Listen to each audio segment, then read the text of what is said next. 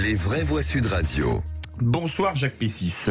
Bonsoir Philippe, bonsoir à toutes et à tous. Vous êtes la mémoire de Sud Radio et on n'aime pas trop vous avoir parce que c'est souvent pour de mauvaises nouvelles, même si c'est toujours un plaisir de vous écouter dans les clés d'une vie. Et une immense actrice, Mylène de Mongeau, vient de nous quitter à l'âge de 87 ans. Oui, elle était malade depuis de nombreuses années. Je l'avais encore eu il y a 15 jours au téléphone et elle se soignait. En fait, Mylène de Mongeau, elle a une carrière très particulière. Elle est née à Nice, elle prend des cours de théâtre et elle démarre en 1953 en posant pour des photos. Et comme elle est blonde et qu'elle commence à faire du cinéma, on la compare à qui? À Brigitte Bardot. Oui. Et effectivement, elles vont devenir amies et d'ailleurs défendre la même cause, la cause animale. Encore voici quelques mois, elle se battait pour la défense des animaux. Mais elle se différencie de Bardot parce qu'elle part en Italie où elle devient une véritable star dans les années 50-60 en Italie avec des films que personne ne connaît aujourd'hui, des péplums dans lesquels elle triomphe. Et puis, elle revient en France et elle tourne des films qui sont classiques, Les Trois Mousquetaires, Milady Winter et surtout Les Trois Fantomas, oui. Avec Funès et Jean Marais, qui sont des classiques. Et justement, elle prend alors une tournure de comédie, puisqu'elle va tourner beaucoup avec Jean Lefebvre, avec Henri Salvador, avec Jean Carmet, avec De Funès et avec Francis Blanche, avec qui elle va devenir très amie. Et à partir de ce moment-là, elle devient la star de la comédie. Et puis, elle fait, lors d'une série télé où elle joue un tout petit rôle, les dossiers de l'agence O, elle rencontre le réalisateur Marc Simon, un des fils de Georges Simon, qu'elle épouse. Et vraiment, là, elle va mettre sa carrière entre parenthèses, elle va devenir productrice, elle va faire beaucoup de films, avec plus ou moins de succès, dont certains classiques, et on va la voir très rarement à l'écran, jusqu'à son retour à l'écran dans Camping. Et ce qui est extraordinaire avec Mylène de Mongeau, c'est qu'elle a touché plusieurs générations. Le temps de Bardot à ses débuts, avec Milady Winter, et Camping, avec les trois Campings, avec Claude Brasseur.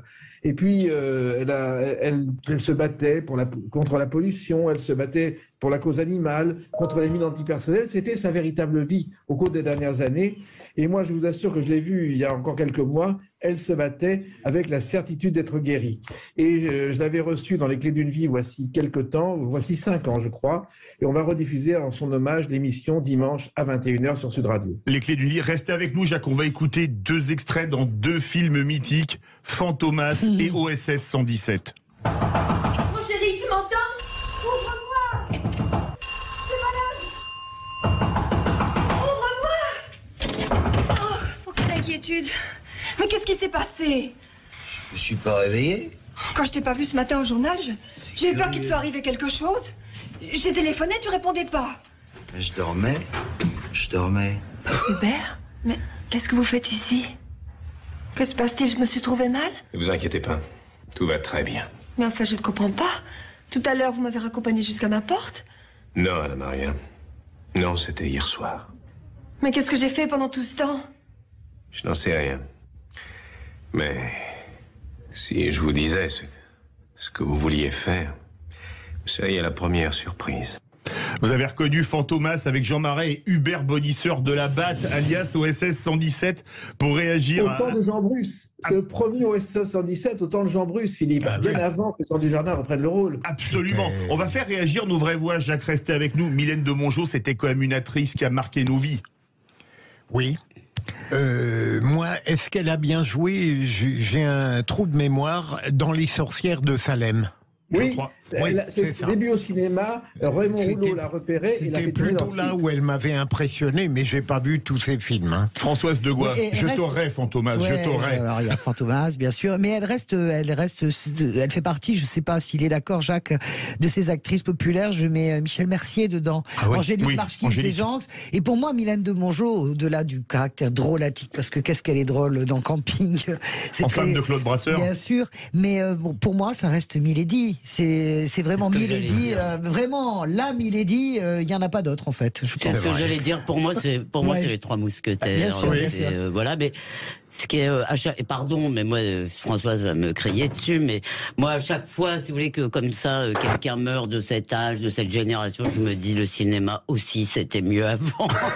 Non, mais c'est vrai que clair. Quand vous voyez, Jacques, quand vous voyez merci Philippe. Je suis bien d'accord, le trio de Fantomas, De Funès, Jean Marais et Mylène de Mongeau, c'est quand même un trio mythique du cinéma comique français, parce que Fantomas, c'était plus comique que policier, qu'on le veuille ou non, non? Oui, et en plus, De Funès et Jean Marais ne s'entendaient pas vraiment sur le film. Non. Et c'est Mylène de Mongeau qui arrangeait les bidons régulièrement. Il va y avoir un 4e Fantomas qui n'a jamais été tourné. Et elle le regrettait. Après, je pense qu'à leur époque, ils se rendaient pas compte. Et il y avait plein de gens qui disaient déjà c'était mieux avant. À leur époque, ils n'avaient pas ce sentiment d'être des monstres sacrés. Ils ne le sont devenus que parce que nous les regardons avec ses yeux. Pour le cinéma, on n'a pas pu dire pendant très longtemps c'était mieux avant. Ça n'a pas non plus. Moi, je trouve. Non, ce que je dis, c'est que je pense que c'était mieux avant. Non, vous avez des gens, bien sûr, vous avez quelqu'un comme Jean Dujardin, moi qui ne me touche pas particulièrement, mais Jean Dujardin fait partie de ces gens, comment dirais-je, qui s'imposent complètement. Je suis toujours frappé par cette réticence à imaginer qu'il puisse y avoir effectivement, c'est pas parce qu'on a dit toujours. Non, on n'est pas obligé de s'engueuler sur la mort de Mylène de Mongeau, Elisabeth. Est-ce que j'ai le droit de faire une remarque sans que tu m'interrompes? Merci. Bien sûr, mais donc je suis toujours frappé par le fait, mais ça t'intéresse pas. Si, ça m'intéresse. Alors merci.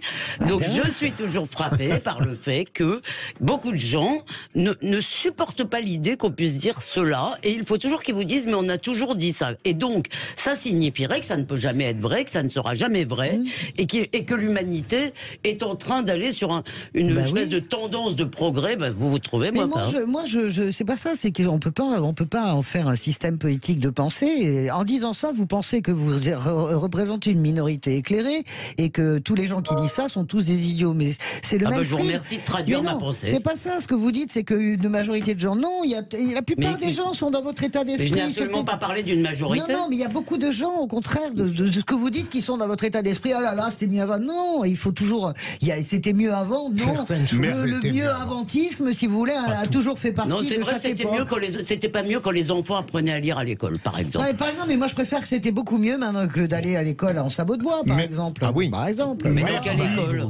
Merci beaucoup. À la campagne. Relisez Jacques Hézélas, Le Cheval d'Orgueil, magnifique roman que vous connaissez forcément toutes et tous. Relisez Les Bretons.